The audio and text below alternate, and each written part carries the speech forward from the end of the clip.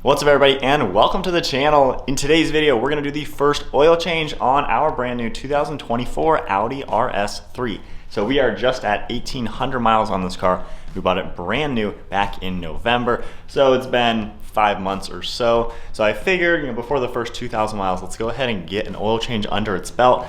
As far as any break-in oil or just breaking in the engine in general, it's a pretty good idea to go ahead and do an early oil change. We did a really good job breaking in this car the first 600 miles. We drove it very conservatively. After that 600 mark, we slowly started pushing a little bit harder. And of course, at this point, we've now done launch control and ripped on it and had a lot of fun. So it is about time to get the first oil change done with this car. Shouldn't be all too crazy of a job. You will need a few things. So as you can see, we have the oil. This car takes 0W30 full synthetic.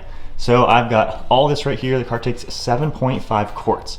And then here's the oil filter that I'm gonna be using. Of course, you got some paper towels, and then we have a 74mm tool to remove the oil filter. And then this little piece, which is gonna help also drain the fluid.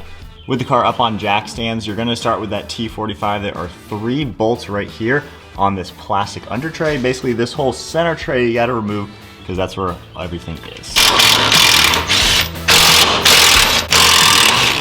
And then onto the T25, which are these little ones right here. And then onto the other side, same thing. And then lastly, just one right front and center. Moving on to drain the oil pan for the engine is right here. You're gonna use a T40 on this rear bolt, and that is how we are going to loosen it. Of course, get your drain pan underneath ready to go. And hopefully we don't make too much of a mess. We'll see how tight this is. All right, now is the fun part as we do this without it going all over the place. All right, still got splashed on the face.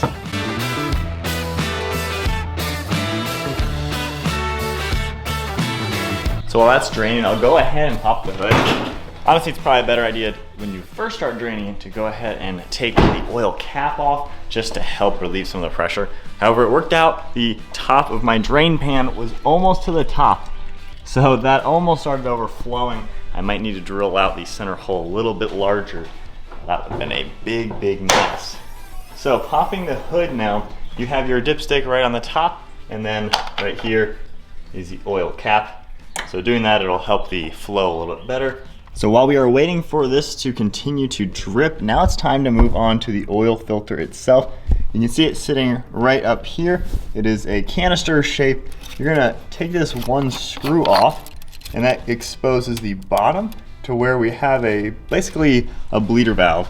And from here, I have this tool. I'll have this linked down below. It was like, I don't know, 15 bucks or so. Installing this is gonna make it to where all the oil in the canister is going to come down here and into the oil pan itself. I think just tightening it all the way will end up releasing the oil.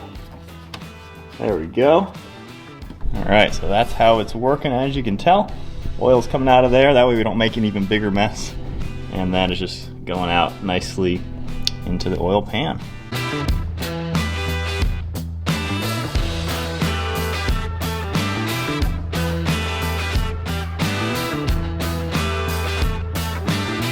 All right, so with that pretty much done, I'm just gonna go ahead and disconnect this. It shouldn't make a mess. I guess we will see. But that valve should basically close as I take this off and seal any remaining oil. All right, well that's cool. All right, so we'll just dry this off as good as we can and get the bolt back into place. All right, with that all drained, now we should be able to loosen the oil filter, and it shouldn't really make much of a mess. So changing the oil filter is pretty simple. This canister here does have a small rubber gasket, and you go ahead and pull that out. And as you can see, you want to always replace that when you do the oil filter. Now the man filter actually came with 2 of them, so I'm just gonna obviously take one of them, grease it up just a little bit, make it slide in there a little bit better. And then as expected, just slide that in place. You can kind of use your fingernail to push it around. And then the new oil filter itself. Just slide that all the way in. So I'm just gonna go ahead and wipe a little bit of oil off of where the oil filter came from, just to make sure it's as clean as it can be. And then slide the new one up. Make sure you get some of these wires and cables out of the way. All right, gotta firmly push it up just a little bit, and we will hand tighten it most of the way. And then without doing this too hard, I am gonna use the tool just to snug it up. You don't need to go crazy, but I will just at least get it to where I can see that it's perfectly sealed. Moving on to filling up the oil, I'm gonna go ahead and put 5 quarts in. That way I can drain the old stuff into here to see exactly how much oil came out. I would assume the car with 1,800 miles isn't burning any oil. Turbo engines do generally burn a little bit of oil, so I guess we'll just have to see on that.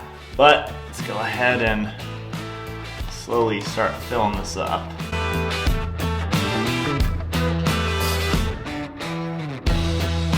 So one thing interesting, there's kind of like a dye color in here, almost like a green dye. So I wonder if that is like extra lubricant or something given breaking in the engine and things like that, but it does have like a green hint to it. All right, so that is up to the line of 5 quarts according to the jug here.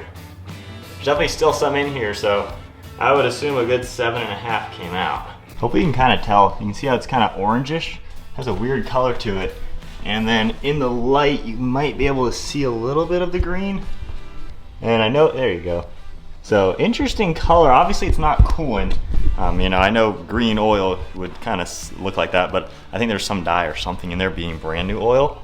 I'm not too sure. Comment below. Have you guys done your own oil change on the first oil change on a brand new RS3 or maybe another European car? But kind of weird, the color is a little off. If it was coolant, it would be foamy and stuff like that. So no issues there or anything like that.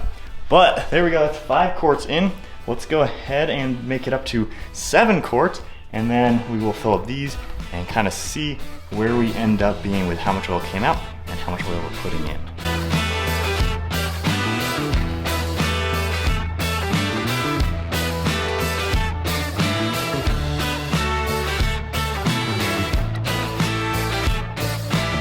All right, with all of that squared away, let's go ahead and fire up the car, make sure nothing's leaking, and then I don't know if I have to reset anything in the nav screen, but we will do that as well if needed.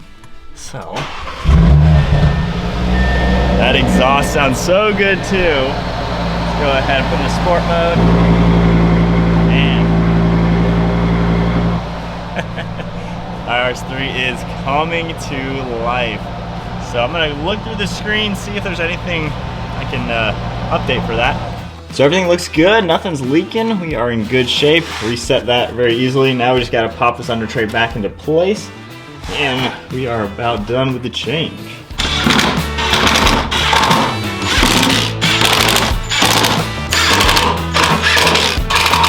Under tray is all back together. That's really easy to do, honestly. One of the easiest under panels that I've ever taken off of a car. One thing I want to point out now that I'm underneath the car again, people always like to say, you know, why modify a car, especially one that has such good engineering? This is Audi's solution to front air ducts. They're zip tied.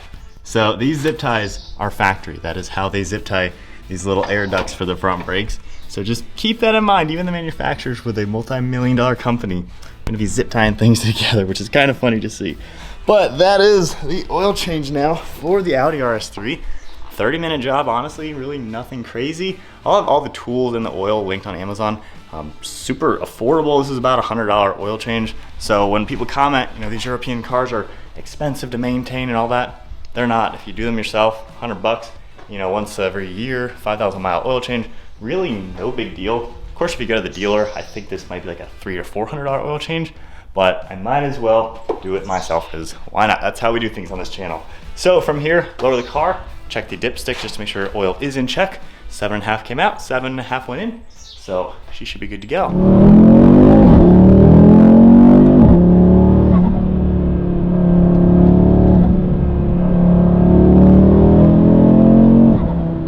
Oh man, this car sounds so good.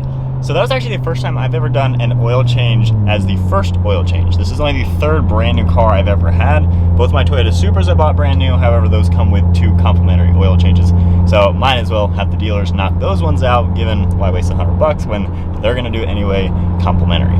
So with that said, the green stuff in the oilness, I'm pretty sure I've seen that before. I think manufacturers will put additives and certain things in brand new cars just to help break in the oil, let the engine break in, and just have different things in there to keep everything in tip-top shape. So that's what I'm pretty sure all the green stuff was. It's kind of odd seeing oil that's kind of green. But nonetheless, the car's good. Everything is set up nicely with the new change. Man, the V10 sound in this is insane. That 5-cylinder comes alive. But that is how you do the oil change on the 8Y Audi RS3. Incredibly easy, super straightforward. Anybody can do that. Jack the car up a little bit and you can knock it out 20-30 minutes. But I hope you guys enjoyed today's video doing the first oil change for the RS3. If you did enjoy the video, give it a thumbs up, hit that subscribe button, stay tuned for plenty more Audi RS3 content. I'll see you all in the next video.